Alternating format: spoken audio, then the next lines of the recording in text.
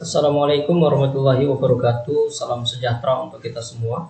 Alhamdulillah, bersyukur kepada Allah, pada kesempatan ini kita masih dapat merasakan nikmat-nikmat yang telah Allah tebarkan di muka bumi ini, yang bila mana nikmat-nikmat itu kita hitung maka tidak akan cukup kuat kita untuk menghitung betapa banyaknya nikmat-nikmat yang telah Allah tebarkan di muka bumi ini. Salawat serta salam juga bersama-sama kita ucapkan, Allahumma sholli ala Muhammad wa ala ali Muhammad. Semoga dengan kita berbanyak bersalawat kepada Nabi Allah Muhammad Shallallahu Alaihi Wasallam, di hari akhir kelak kita mendapatkan syafaat dari beliau. Kami dari kelompok 3, ada Pak Udi, saya sendiri Helianto, dan Pak Eri. Sebelumnya mengucapkan terima kasih dan apresiasi yang setinggi-tingginya kepada Pak Dr. Oka Widana selaku dosen pengampu pada mata kuliah teori ekonomi syariah makro ataupun mikro. Juga kepada teman-teman atau rekan-rekan mahasiswa pasca sarjana desa dari kelas B ITB Ahmad Dahlan, baik itu semester 2 ataupun angkatan semester baru yang tergabung di dalam kelas B. Terima kasih atas saling koordinasinya yang membantu dan mensukseskan kita dalam melaksanakan perkuliahan ini. Baik, kami dari kelompok 3 mendapatkan tugas ataupun materi yang nantinya akan menjadi pembahasan kita lebih lanjut pada perkuliahan kita, yang mana tugas ini bermaterikan tentang pengangguran, inflasi, dan kebijakan pemerintah, trade-off atau tarik ulur dalam perspektif Islam. Nah, terkait dengan materi ini, adapun nanti tujuan instruksionalnya adalah memahami tentang permasalahan ekonomi makro, meliputi pengangguran, ada juga inflasi, kebijakan moneter, dan kebijakan fiskal. Nah, terkait dengan tujuan instruksional tadi, 4 poin tadi, nanti dari pengangguran, inflasi, kebijakan moneter, hingga kebijakan fiskal akan dijelaskan oleh rekan kami, Pak Udi Sahyudi. Kepada Pak Udi Sahyudi kami persilahkan. Bismillahirrahmanirrahim. Assalamualaikum warahmatullahi wabarakatuh. Kami dari kelompok 3, yaitu saya sendiri Udi Sahyudi dan Alianto, kemudian dengan Eri, akan mempresentasikan tentang pengangguran, inflasi, dan kebijakan pemerintah atau yang disebut dengan trade-off atau tarik ulur kebijakan.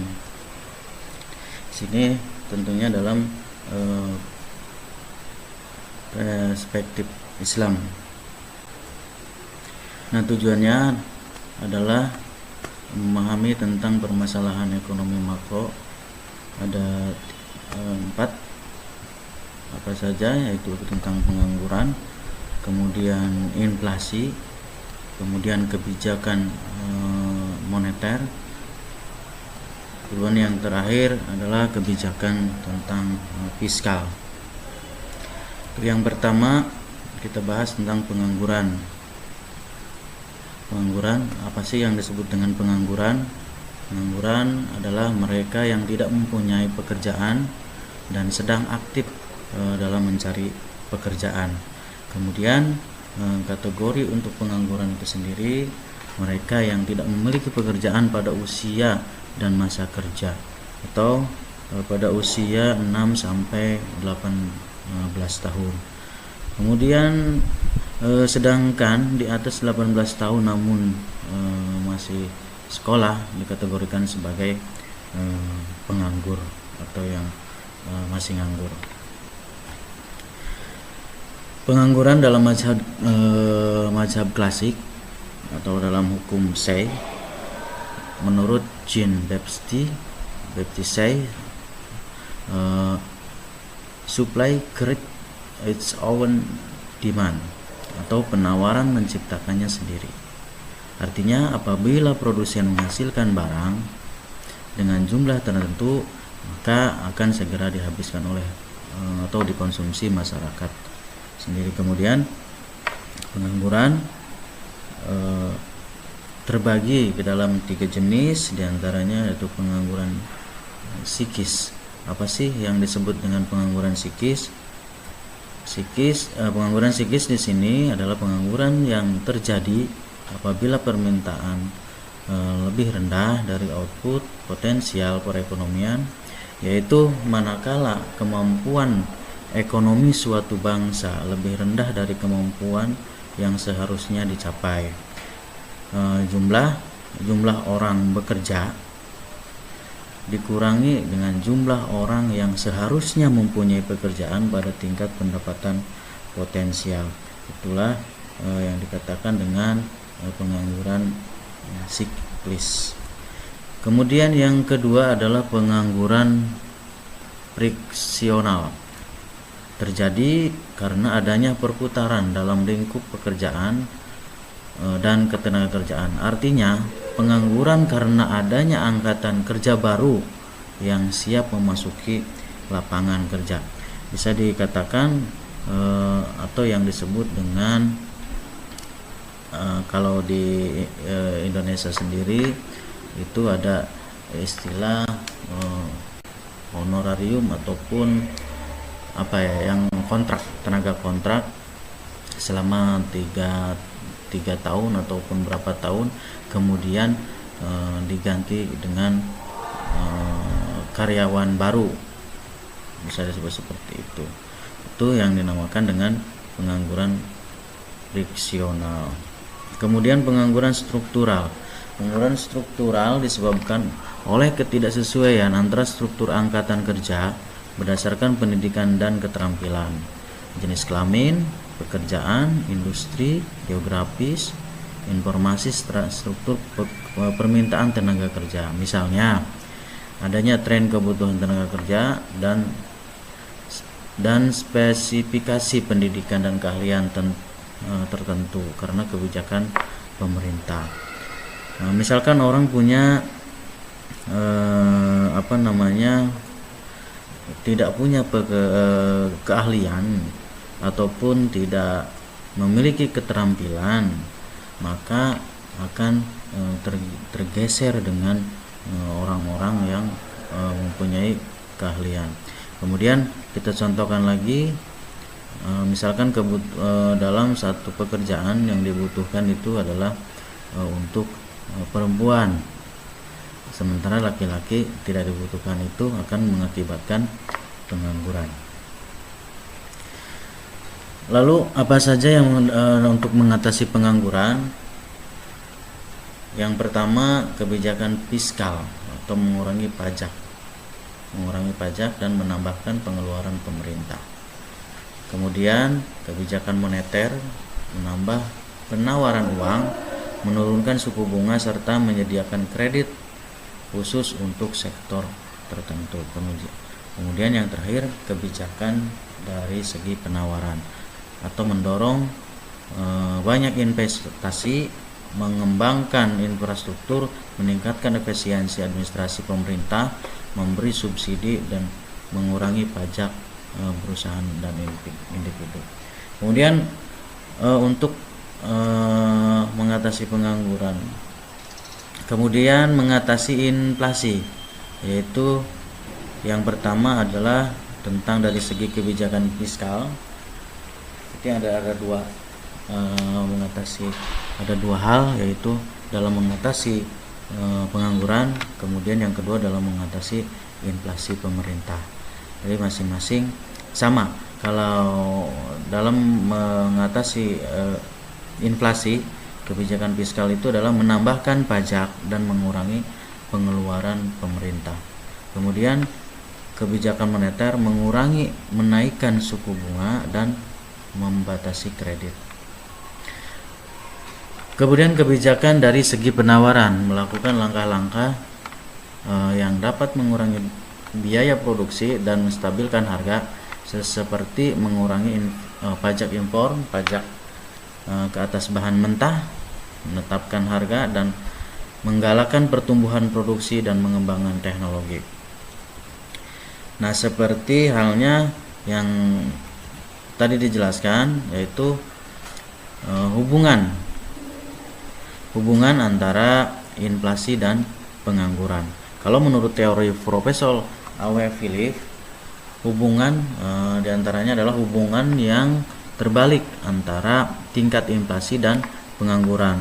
Dalam arti apabila inflasi naik maka pengangguran akan turun, begitupun sebaliknya. Apabila pengangguran akan turun maka inflasi akan naik. Ini teman-teman, Bapak Ibu semua bisa dilihat, ini adalah menurut teori dari Profesor Philip. Nah, ini tingkat harga, kemudian ini jumlah hasil produksi. Ini skemanya seperti ini, bisa dicontohkan. Lalu kita tentang inflasi. Apa sih inflasi itu? Inflasi adalah kecenderungan dari harga-harga untuk menaik secara umum atau bisa dikatakan secara terus-menerus. Yang pertama, inflasi dalam perspektif perekonomian konvensional. Menurut sifatnya, inflasi menyerap atau merayap ataupun rendah, atau creeping inflation, yang artinya inflasi yang besarnya kurang dari 10% per tahun. Kemudian yang kedua, inflasi menengah atau glowing inflation, besarnya kenaikan antara 10 sampai 30% per tahun, ditandai dengan kenaikan harga-harga secara cepat dan relatif besar. Kemudian inflasi berat atau yang dikatakan dengan high inflation. High inflation besarannya 30 sampai 100% per tahun. Dalam hal ini harga-harga secara umum akan naik. Yang keempat, inflasi sangat tinggi atau hyperinflation. Kenaikan di atas 10%. Pada kondisi ini masyarakat tidak ingin menyimpan uang karena nilainya merosot dan mereka lebih baik ditukarkan dengan barang.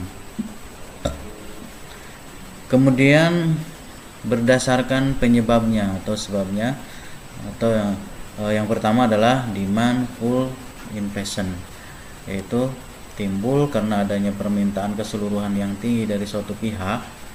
Di pihak lain kondisi produksi telah mencapai kesempatan kerja penuh atau full employment. Akibatnya, apabila permintaan banyak sementara penawaran tetap, maka harga akan relatif naik. Kemudian yang kedua adalah cost push inflation, disebabkan turunnya produksi karena naiknya biaya produksi. Teman-teman yang saya hormati, yang saya banggakan atau yang saya cintai, kemudian dampak inflasi bagi perekonomian nasional. Yang pertama, investasi berkurang, mendorong tingkat bunga, mendorong penanam modal, kegagalan pelaksanaan pembangunan, ketidakpastian ekonomi, daya saing produk nasional berkurang, defisit neraca pembayaran, kemudian merosotnya tingkat kehidupan dan kesejahteraan masyarakat, serta yang terakhir meningkatkan jumlah pengangguran. Kemudian inflasi dalam perspektif Islam, ekonomi Islam. Syekh An-Nabhani memberikan alasan mengapa mata uang yang sesuai itu adalah emas. Ketika Islam melarang praktek penimbunan harta, Islam hanya mengkhususkan larangan tersebut untuk emas dan perak. Islam mengaitkan emas dan perak dengan hukum yang baku dan tidak diubah. Pada saat ketika Allah mewajibkan zakat uang, Allah telah mewajibkan zakat tersebut dengan nisab emas dan perak. Rasulullah telah menetapkan emas dan perak sesuai dengan mata uang dan beliau menjadikan hanya emas dan peraklah sebagai standar uang. Kemudian hukum-hukum tentang ukuran mata uang yang terjadi dalam transaksi uang hanya dilakukan dengan emas dan perak. Lalu menurut Al-Makrizi, inflasi akibat berkurangnya persediaan barang.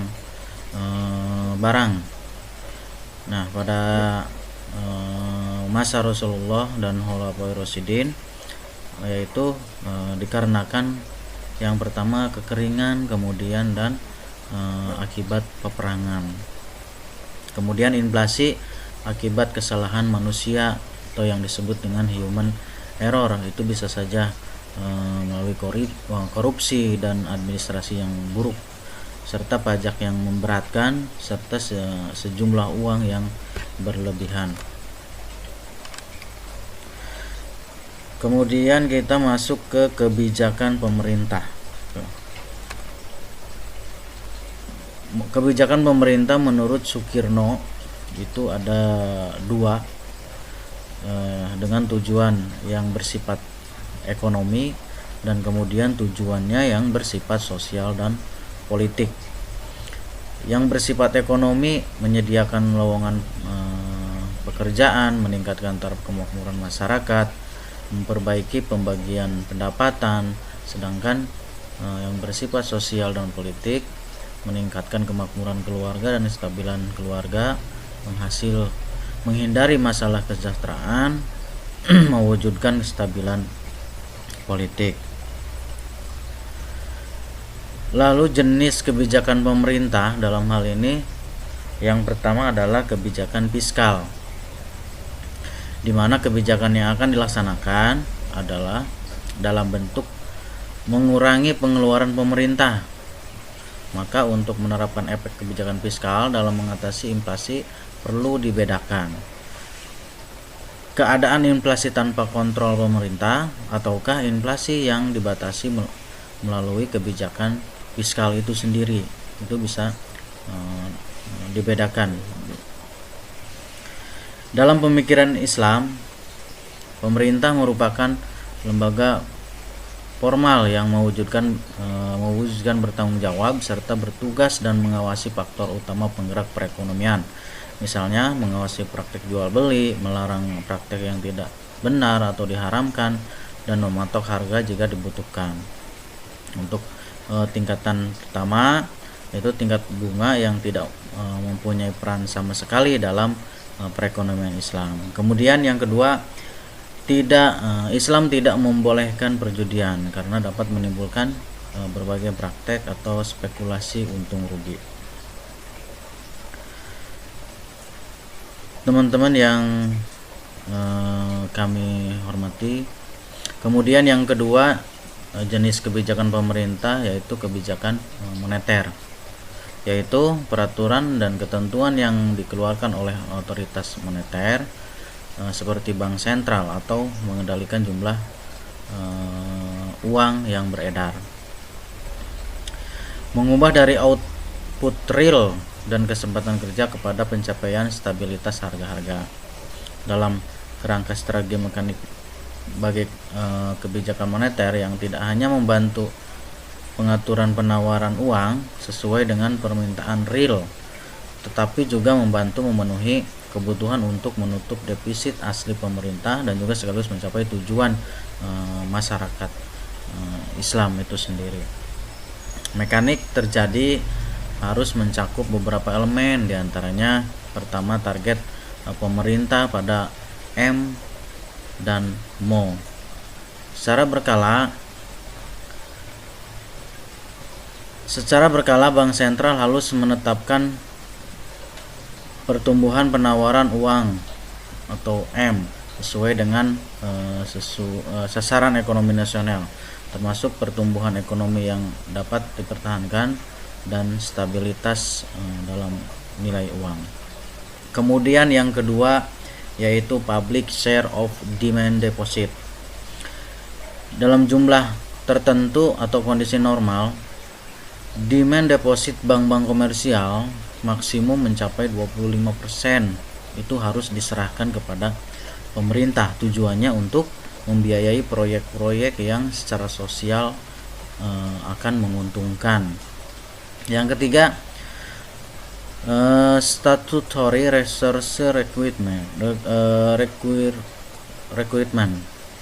Maaf, bank-bank komersial perlu memiliki cadangan dalam jumlah tertentu, yakni 10-20% dari demand deposit mereka dengan bank sentral.